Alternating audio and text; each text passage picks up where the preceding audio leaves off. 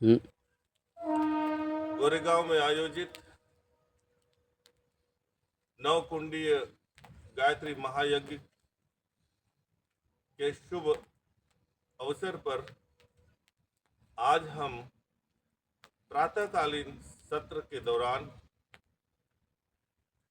प्राणायाम और ध्यान का अभ्यास करेंगे। सभी साधकों से निवेदन है, दोनों हाथ की हथेलियां दोनों घुटनों पर रखें, कंधों को बिल्कुल ढीला रखें और आंखें बंद करें। बंद आंखें करने के पश्चात अपनी पूरी एकाग्रता, अपना पूरा ध्यान, अपनी पूरी सजगता अपने श्वास प्रश्वास पर रखें। अनुभव करें कि कैसे श्वास दोनों नासापुटों से प्रवेश करती है और कैसे श्वास दोनों नासापुटों से बाहर निकलती है। साधकों, श्वास के द्वारा ही यह निर्णय लिया जाता है कि व्यक्ति जीवित है या मृत है। ये श्वास जीवन और मृत्यु के बीच एक सेतु का कार्य करता है, एक ब्रिज का कार्य करता है और जीवन और मृत्यु के इस सेतु को हमें सरल भाव से, सहज भाव से जानना है। यही जीवन को जानने की सबसे पहली सीढ़ी है। आओ कुछ देर स्वयं की सांसों को जाने, अनुभव करें।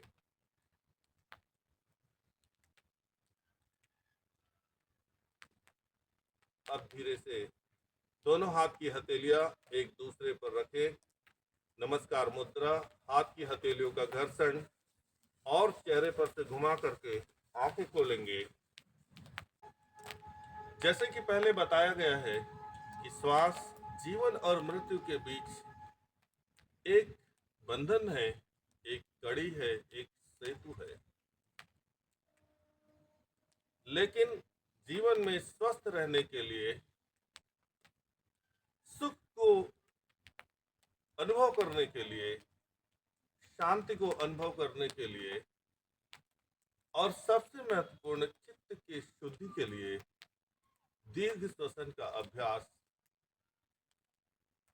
शास्त्रों में बताया गया है। दीर्घ श्वसन में दोनों नासापुटों से लंबी गहरी श्वास खींचना है और फिर दोनों नासापुटों से पूरी श्वास को बाहर निकालने का अभ्यास करना है। आइए एक साथ लंबी गहरी श्वास अपने पूरे शरीर में भरे। श्वास लीजिए, श्वास छोड़िए, श्वास लीजिए, श्वास छोड़िए, श्वास लीजिए, श्वास छोड़िए, श्वास लीजिए, श्वास छोड़िए, विश्राम। अभी आपने अभ्यास किया। प्रत्येक अभ्यास के बाद कुछ देर आंखें बंद करके अभ्यास के परिणाम को अनुभव अवश्य करना चाहिए। यह योग शास्त्र सम्मत विधि है।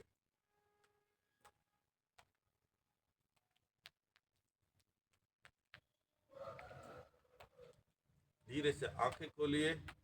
अगला अभ्यास मुख श्वसन। दोनों हाथ घुटनों पर इस प्रकार से रखिए जैसा कि आप मुझे देख रहे हैं। थोड़ा सा पीठ को ऊपर खींचते हुए और शरीर को आगे की ओर झुकाते हुए इस प्रकार बैठे जैसा कि आप मंच पर उपस्थित आचार्य जनों को देख रहे हैं। और उसके बाद जीभ को बाहर निकालिए और मुंह से सांस लेना और छोड़ना है। आओ पहले सीखें।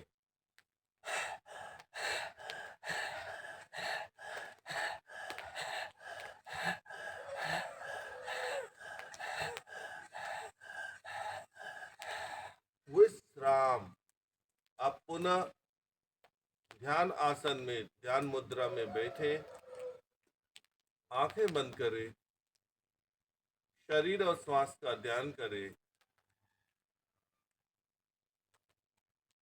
चित्त के भीतर उपस्थित शांति का अनुभव करें।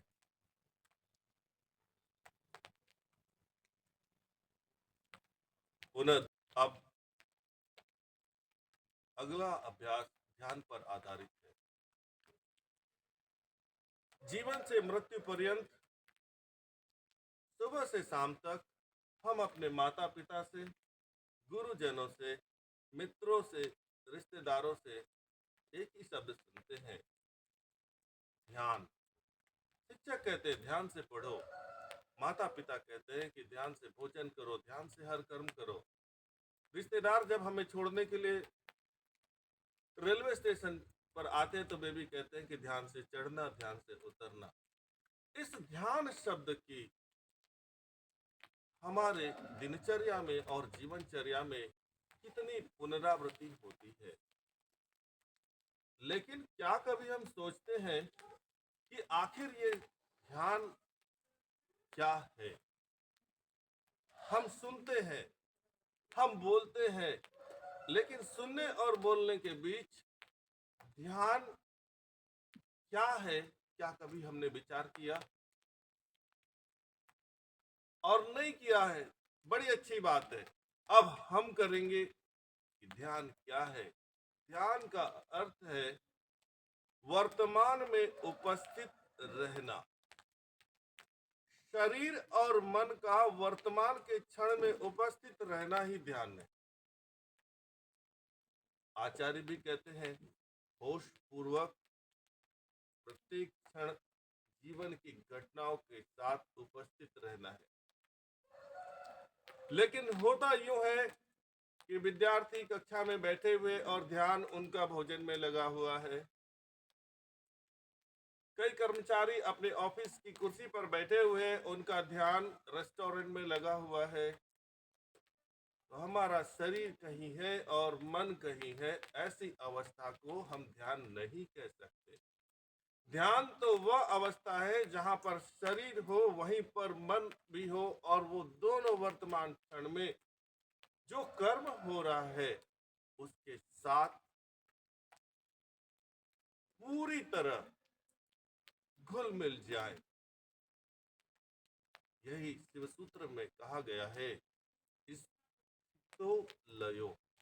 आप जिस स्थिति में हैं, उस स्थिति में आप डूब जाए, आप ध्यान को उपलब्ध हो सकते हैं। तो साधकों, सज्जनों, वृद्धजनों और बच्चों, ध्यान का अर्थ इतना ही है कि आपके दृष्टि के समक्ष जो कुछ है, उस क्षण अपने शरीर को, अपने मन को, अपने बुद्धि को, अपने इंद्रियों को, सबको मिला करके एक साथ उस घटने वाली क्रिया को जानते रहना है और अनुभव करते रहना, यही ध्यान की प्रक्रिया। और हम ऐसा ही करते हैं। यदि हम इंटरव्यू देने गए, साक्षात्कार देने गए, तो हमारा जो है बिल्कुल अटेंशन, ध्यान हो जाता है। सामने इंटरव्यू लेने वाले बैठे हैं, वे प्रश्न पूछेंगे, हमें उत्तर देना होगा। हम कितने जागरूक हो जाते हैं, कितने साक्षित्व में उपलब्ध हो जाते हैं। ठीक उसी प्रकार विद्यार्थियों को देखें तो विद्यार्थी यदि परीक्षा सत्र के दौरान में है, उस क्षण उन्हें संसार में कुछ भी दिखाई नहीं पड़ता, कुछ अनुभव नहीं पड़ता, बस प्रश्न से संबंधित उत्तर को वे अपने दिमाग के भीतर पुनः ढूंढने की कोशिश करते हैं और स्मरण रखते हैं कि मैं परीक्षा सत्र के कक्ष में बैठा हुआ हूँ, परीक्षा सत्र में उपस्थित हूँ, और जो प्रश्न सामने लिखा गया है उससे संबंधित सारे जितने आज तक के मैंने विषय पढ़े हुए हैं, वो सारे मेरे चित्त पटल पर आ जाए और मैं उन्हें लिख दूं। यही है ध्यान। और केवल ऐसा परीक्षा सत्र के दौरान ही क्यों होना चाहिए, हर क्षण क्यों नहीं होना चाहिए? और हर क्षण को होने के लिए हमें थोड़ा प्रयास करना पड़ेगा। ये संभव है आज के लिए ध्यान से संबंधित चर्चा बस इतनी। हृदय से सबको नमन, अपने हाथ जोड़े नमस्कार मुद्रा में। और ये नमस्कार मुद्रा आपके स्वयं के हृदय के लिए है। अपने हृदय को नमस्कार कीजिए, धन्यवाद दीजिए, क्योंकि हृदय शरीर का पोषण करता है। एक साथ शांति पाठ। ओम। आओ दीर्घ श्वसन का अभ्यास करें। जैसे कि पहले बताया गया है कि श्वास जीवन और मृत्यु के बीच एक बंधन है, एक कड़ी है, एक सेतु है। लेकिन जीवन में स्वस्थ रहने के लिए, सुख को अनुभव करने के लिए, शांति को अनुभव करने के लिए और सबसे महत्वपूर्ण चित्त की शुद्धि के लिए दीर्घ श्वसन का अभ्यास शास्त्रों में बताया गया है। दीर्घ श्वसन में दोनों नासापुटों से लंबी गहरी श्वास खींचना है और फिर दोनों नासापुटों से पूरी श्वास को बाहर निकालने का अभ्यास करना है। आइए एक साथ लंबी गहरी श्वास अपने पूरे शरीर में भरे। श्वास लीजिए, श्वास छोड़िए, श्वास लीजिए, श्वास छोड़िए, श्वास लीजिए, श्वास छोड़िए, श्वास लीजिए, श्वास छोड़िए, विश्राम। अभी आपने अभ्यास किया। प्रत्येक अभ्यास के बाद कुछ देर आंखें बंद करके अभ्यास के परिणाम को अनुभव अवश्य करना चाहिए। यह योग शास्त्र सम्मत विधि है।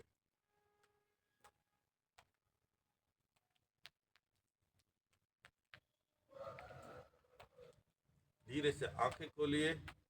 अगला अभ्यास मुख श्वसन। दोनों हाथ घुटनों पर इस प्रकार से रखिए जैसा कि आप मुझे देख रहे हैं।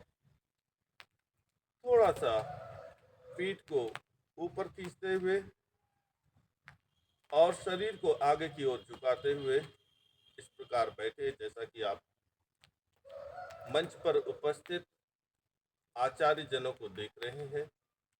और उसके बाद जीभ को बाहर निकालिए और मुंह से सांस लेना और छोड़ना है। आओ पहले सीखें।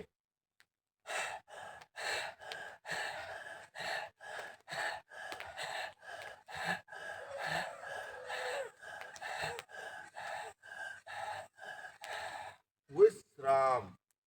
आप पुनः ध्यान आसन में, ध्यान मुद्रा में बैठे, आंखें बंद करें, शरीर और श्वास का ध्यान करें।